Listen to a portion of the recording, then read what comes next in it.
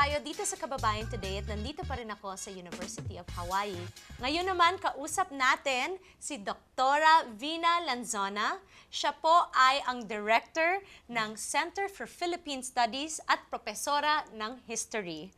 Maraming salamat, Vina. Thank you for interviewing me. Thank you. So, pag-usapan na natin. Aloha! Dito ka ba lumaki o saan ka pinanganak?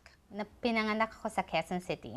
So, all my life, I was in the Philippines, sa Maynila.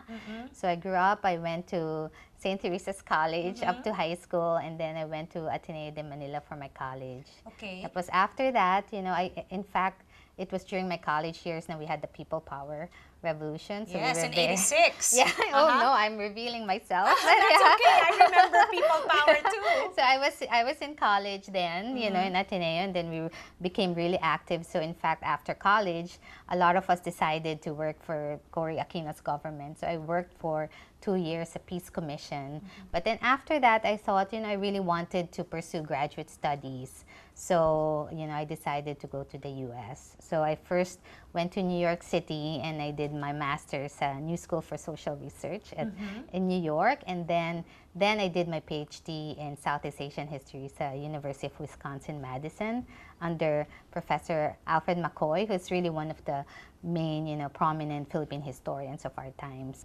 I was really fortunate to work with him. And after, you know, after I did my PhD, I got this job offer to go to the University of Hawaii, and I grabbed the opportunity right away. So, in fact, this was my very first job as a professor. Oh, what an amazing story! So you kept going all the way in academics, no? Yeah, it's challenging. What kept you going all this time? Well, I think first it was just this kind of really my desire to, you know, be an intellectual, you know, to really, I was, you know, I wasn't really that studious in Ateneo, because in Ateneo we had a really vibrant political and social life there, but then I was always so concerned about, you know, history, and I was also doing philosophy there.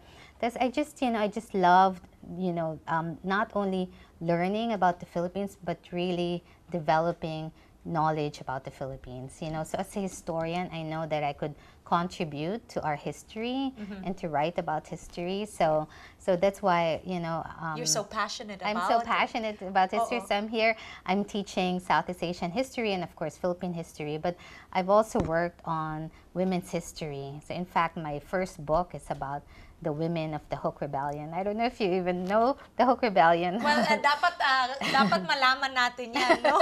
But yes, so napaka-importante na malaman ng kabataan natin kung ano bang ibig sabihin ng pagiging Pilipino. Hindi lang sa Amerika, kundi ano ba yung place natin sa history. Diba? So I know that a lot of youth come here because they're searching for something. Yeah. What is your experience with the Filipino youth here at the University of Hawaii? Well, of course, you know, the Hawaii, as you know, we have the largest ethnic, you know, group here are the Filipinos, right? Pero in fact, it's one of our biggest challenges here is that not a lot of the Filipinos go to university, right? You know, in fact, they're still underrepresented in the University of Hawaii.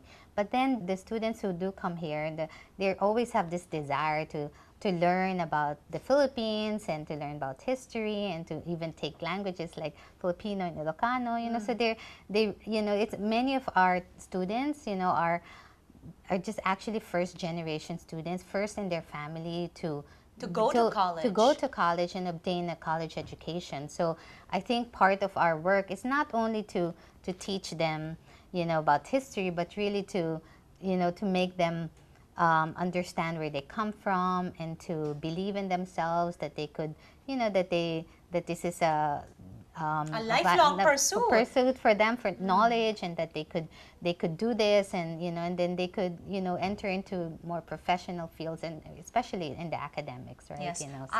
I've been very vocal to proclaim education as the reason why I'm here right now. You know, dreams really are able to be fulfilled when it's backed up by education. What advice can you give to the people, to our viewers?